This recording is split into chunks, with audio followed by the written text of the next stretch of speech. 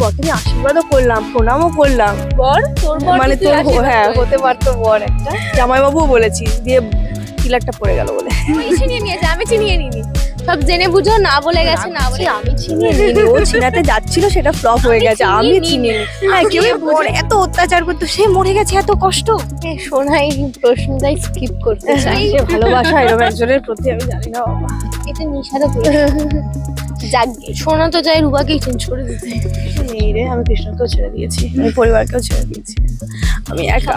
2-3 minute miss চলে।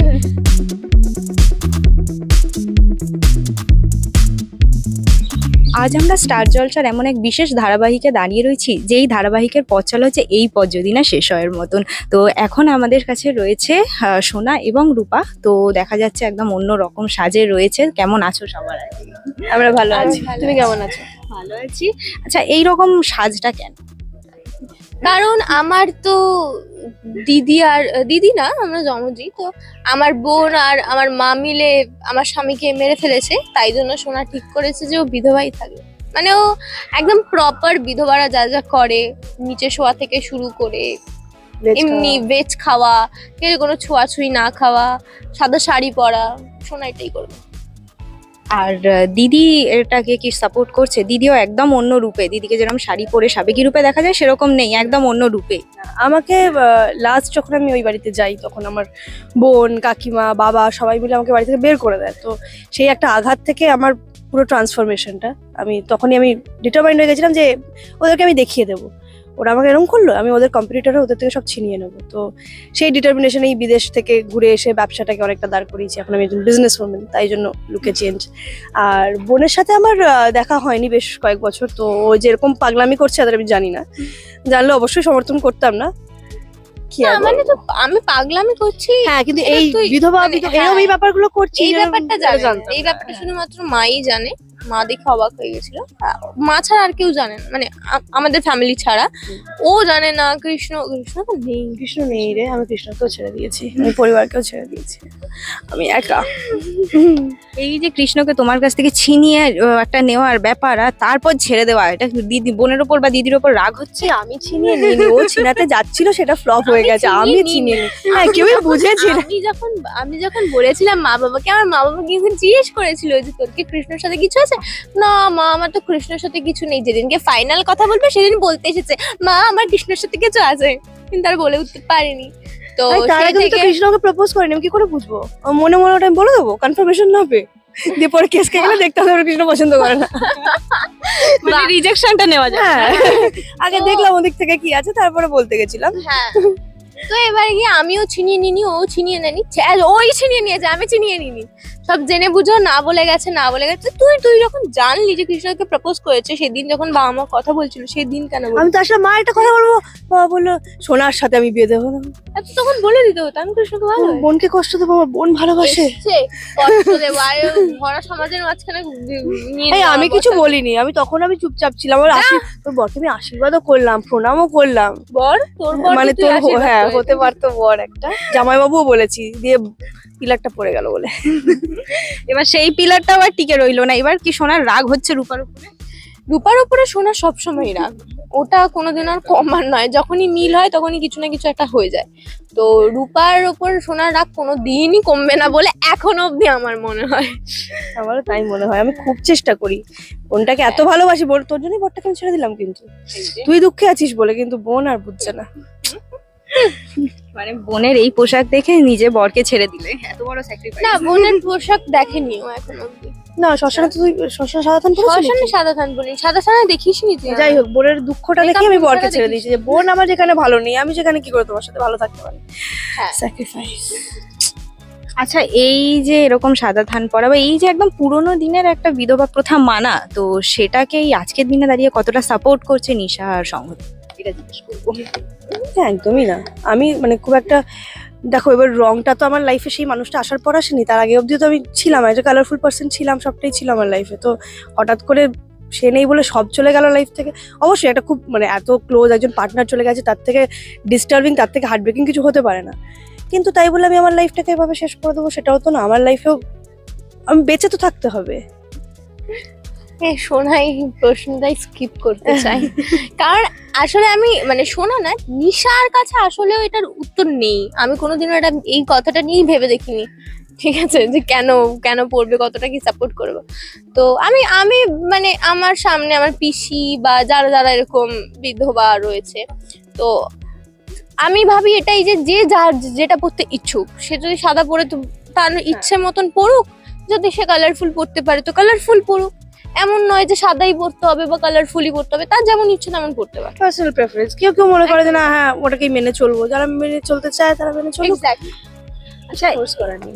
এই যে বাবা যে আস্তে আস্তে সব ভুলে যাচ্ছে, এটা তো এখনো তুমি জানতে পারোনি, কিন্তু এটা সোনা অলরেডি জেনে গেছে। তো সোনা এটা নিয়ে কি ভাবছে, পরবর্তী কোনো স্টেপ? না, সোনা এটা আগেই জানতো যে বাবার একটা নার্ভের প্রবলেম আছে, ঠিক আছে। তো এটা যে কোনো কিছু খাওয়ানোর জন্য বাবা ভুলে যাচ্ছে, এটা সোনা জানে না।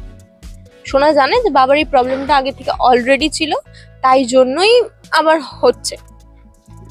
এইসব ওষুধ ফষুধের চক্করে সোনা এখন নেই। সোনা এখন একটাই যে আমার বর মরে গেছে।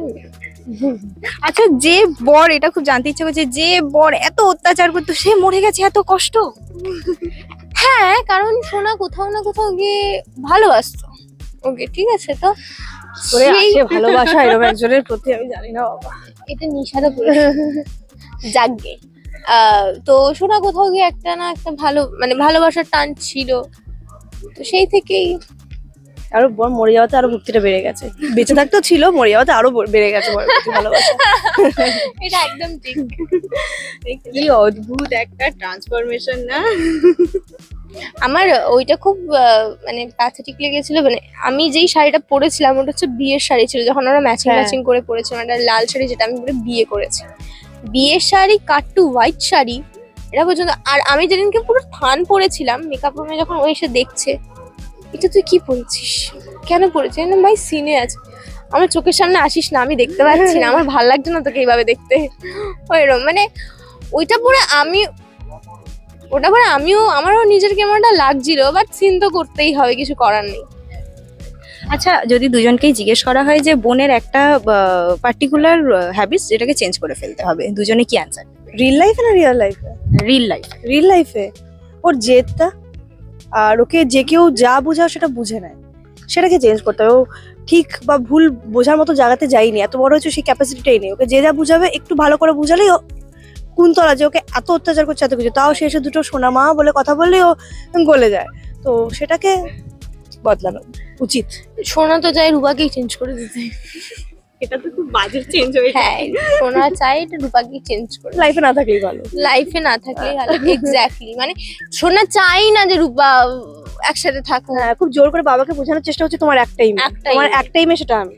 এক বউ নেই কোনো, তোমার বউ নেই, দীপা সেনগুপ্ত না তোমার বউ। আচ্ছা, বউ ছাড়া মেয়েটা এলো কোথা থেকে? বউ নেই, এটাই আমি আজকে ডায়লগে বললাম যে তুমি তো জানো যে আমার কোনো মা নেই, উনি কি করে আমার মা হবে, একটা ব্যাপার। খুবই অদ্ভুত একটা ব্যাপার, খুব সুন্দর। এখন আজকে আপাতত সিনে কি চলছে এটা জানবো, এবার দর্শকদেরকে কি বলবে সবটা একসাথে মিলিয়ে। আপাতত মায়ের সাথে দেখা হয়েছে আমাদের, মানে আমিও জানতাম না এত ক্লোজ আমি মায়ের, আমিও জানতাম না যে মা এরকম একটা জায়গায় আছেন। আমি যে টেন্ডারটা নিতে এসেছি সেটা মায়ের সাথে মিটিং এ বসবো, তো মায়ের সাথে দেখা হয়েছে। একটা মান অভিমানের ব্যাপার, আমার তো বিশাল একটা মান অভিমান চলছে মায়ের সাথে, আর বাড়ির লোকের প্রতি মারাত্মক রাগ, ওদেরকে আমি সহ্য করতে পারছি না। ওরা আমাকে এত টেনশন, আমার মাকে ওরা, মা জেলে গেল কেউ বাঁচালো না আমাকে, প্লাস আমাকে এরকম ভাবে বাড়ি থেকে বের করে দিল। আমি বললাম সবাইকে সত্যিটা, তাও কেউ বিশ্বাস না, করলো না না, আমার না, কথা, না, সবটা মিলিয়ে অভিমান। তুমি হোস্টেলে থাকতে গেছিলে কোন দুঃখে? ওই জন্যই তো, হ্যাঁ, তাই জন্যই বাড়ি থেকে বেরিয়ে গেলাম। সবাই মায়ের সাথে এরকম করলো, ওই রাগে আমি সবাইকে ছেড়ে বেরিয়ে গেছিলাম। তারপরে আবার আমি ফিরে আসলাম, তখন আমার বাবা আমাকে বের করে দিল বাড়ি থেকে। আমি তো জানি না বাবার মেমোরি লস হয়েছে বা কিছু, বাবা এরকম করছে, বাবা নাচেনার ভান, ওই একটা আমার এর ও মান ভাবছে অভিমান যে আমি চলছে। আমি আমি বাবাকে বুঝিয়েছি, দ্যাটস ওয়াই বাবা এরকম করছে। যে তুমি সোনার কথা Which is এরকম also সোনার fact. পাগলামি Which is a fact. বেশ করেছি। তো ওর কোথাও গিয়ে মনে হচ্ছে যে সোনার পাগলামিতে তুমি ভুলে গেলে মা আর আমাকে। ছি, ছি, Yeah, ছি, আমি যে বললাম আমি অনেক ছি, আই হেট ইউ। ফেটিউ বলে এসছে বাবাকে। দর্শকদেরা এরকমই ঝগড়া সবসময় অনস্ক্রিন দেখতে থাকুক, তো দর্শকদেরকে শেষে কি বলবে? বলো। দর্শকদের এটাই বলবো যে আমাদের সিরিয়ালটা অনেক দিনই চলছে, ভালোভাবে চলছে আপনাদের আশীর্বাদে। তো আমরা এটাই চাই যে এরমই ভালোবাসা এবং আশীর্বাদ আপনারা দিন, যাতে এই সিরিয়ালটা আরো কয়েক মাস বা বছর ক্রস করতে পারে। আর নতুন নতুন গল্প আসছে। হ্যাঁ, অনেকটা টুইস্ট আসছে গল্পে, আমাদের ক্যারেক্টারগুলো সব চেঞ্জ হয়েছে অনেক, মানে প্রত্যেকটা ক্যারেক্টার লিভের পর চেঞ্জ হয়েছে, অনেকটা ডেপথ Twist আসছে সব আসছে। ক্যারেক্টারে। তো দেখতে থাকুন, অনেক সিরিয়াল twist আসছে। মানে টুইস্ট, আর অনুরাগের ছোঁয়াতে তো টুইস্ট হয়েই যায়, সপ্তাহে 2-3 টুইস্ট তো চলে। তো টুইস্ট আসছে, দেখুন, আশা করি আপনাদের সবার ভালো লাগবে।